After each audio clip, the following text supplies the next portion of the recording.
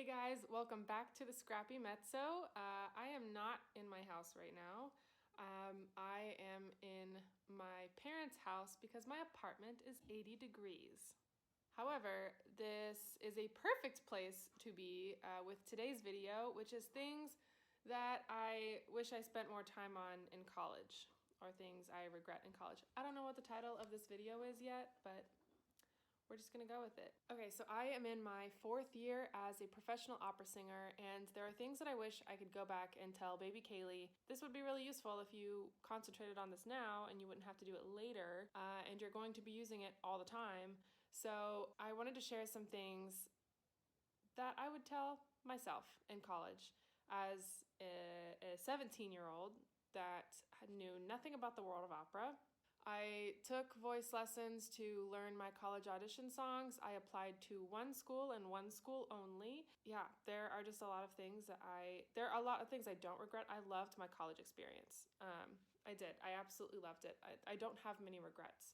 But I did just want to share things with college students now because people are going back to school right now.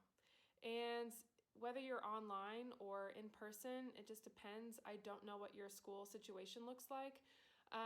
These things, they can pertain to any year of college, any year after college, they can apply now. But, you know, I felt like this was a good time to make this video, and I hope you enjoy it. So let's get started.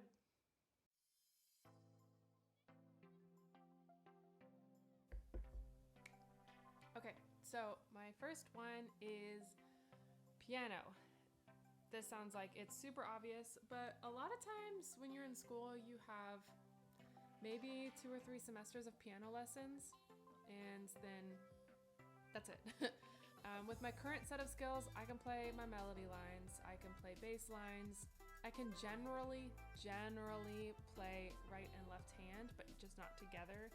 And I definitely can't sight read piano music. I really have to practice and work at it. I would personally love to be able to play full accompaniments.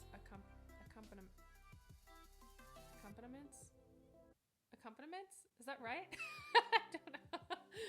It always sounds wrong every time I say it. I think that's right.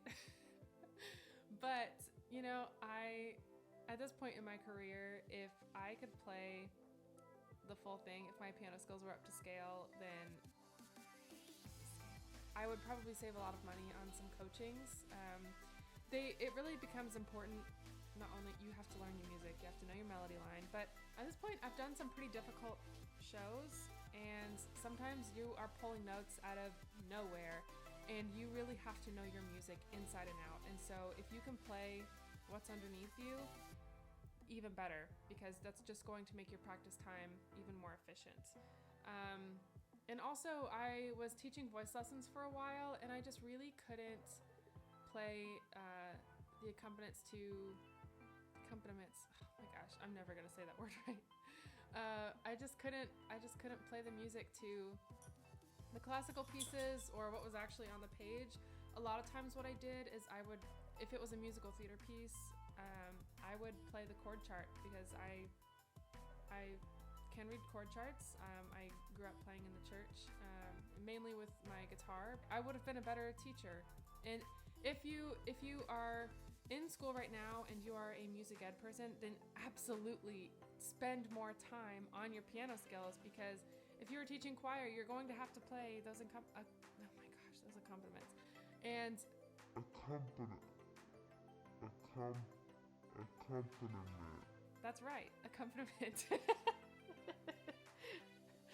If you are a teacher in college, or if you are in college to be a teacher, you have to know that you're going to have to play those accompaniments for your students. So otherwise you're going to have to outsource that skill. You're going to have to hire another pianist to come in. And people usually do that at concert time, but you want to get your students ready before then. So, you know, don't wait. Spend some time on your piano. It is very important. All right, the next thing that I wish that I spent more time on in college is languages. Languages. I feel like I'm going to talk about that on my channel until I'm blue in the face. Hello, Pete. Is you ready? they offered French and German, and I took German because it fit better in my schedule. We just did not take it seriously. We goofed off in that class so much. There would be mornings where my friend and we would go. It was kind of like down in the basement of one of these buildings, and so we would get to the bottom of the stairs, and we would just stop, and we just, oh my gosh, we just did not want to go, and we would go to Dunkin' Donuts, which is so stupid.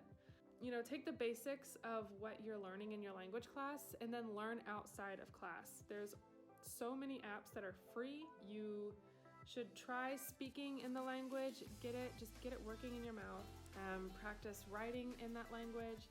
You just never know where you're going to go next. If I had looked back, I really wish I had taken French instead, because I went to grad school in Montreal not knowing a lick of French.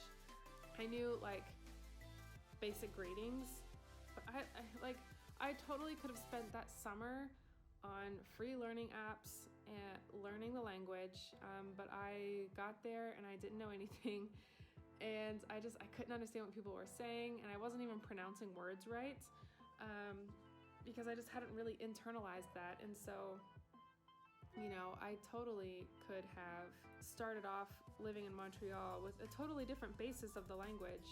I had a lot of other things that I was focusing on and just trying to be a sponge, and there was a lot of things that I felt really thrown into, and it was an absolute culture shock for me, that I chose to concentrate on other things. But looking back, I do wish that I had focused more on the language, because it would have saved me a lot of time in translations, in my score studies. But you know, there are things that I'm working on now. So if you have questions about that, let me know in the comments. I'm happy to answer them or point you towards resources that I personally love. And I'll probably link some below in the comments, in the description box of this video as well. Hey, buddy. And, okay. Whoa. Okay.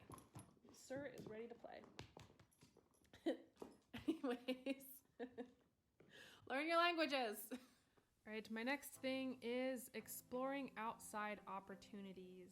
I went to grad school not understanding what a summer program was. So we get there in the fall and everyone's like, oh, what are you auditioning for this year? What are you auditioning for? And I was like, what are you talking about? And they were talking about things like summer programs, some pay to sings. It depends. And I just kind of looked at them like, what? And one of my first few lessons, my teacher really had to kind of sit me down and talk about what those were. And that's just not something that was talked about a lot at undergrad. You know, like I said, performance wasn't one of the main majors there, and so there's just not as many resources. So going into my first semester of grad school, not knowing what those were, automatically having to apply for them and audition for them in the span of a couple months was just like, what is happening? It was absolute trial by fire, but you learn from it. And so that was kind of crazy. So if those are an option for you, I would highly recommend doing something like that before you get to grad school. See what's open. Obviously, there are tons of things that aren't great options for undergrads because you're just not ready. And that's okay. Talk to your teacher. Ask some of your older friends that have graduated and be like, hey, what do you wish you knew? Even after grad school, I didn't leave with any professional experience under my belt as far as the opera world goes. I did a pay to sing after my first year of college, but you know, I just didn't look for anything else. And I think that would have really helped me along. And so this wasn't detrimental to my career. Obviously things are moving, but I really had to work that first year after school. That's another blog/video coming soon, is that first and second year hustle that I did to just get things going. I didn't wait for things to come to me. So that's a whole nother video. And I don't know when that's coming out, but I have the works of that coming out soon. So if those are a good option for you, go for it. The next thing on my list is listening to singers and operas that did not pertain to my voice part. So I am still bad about this, and I am working towards not being bad about this, but I just didn't really listen to other arias that weren't my arias, or arias that could be my arias, or operas that didn't have roles for me. I think we're all bad about this, but there is so much art out there that is available to you to learn from, to enjoy, to get inspired by, to give you ideas for your rep. That's totally fine. Make a list of operas you've never seen and make your way through it. I have a list of I want to say this list is like at least 20 operas that I've always wanted to see but just never made the time. And one of those operas for me is La Boheme. I've never watched La Boheme start to finish. I've seen excerpts of it.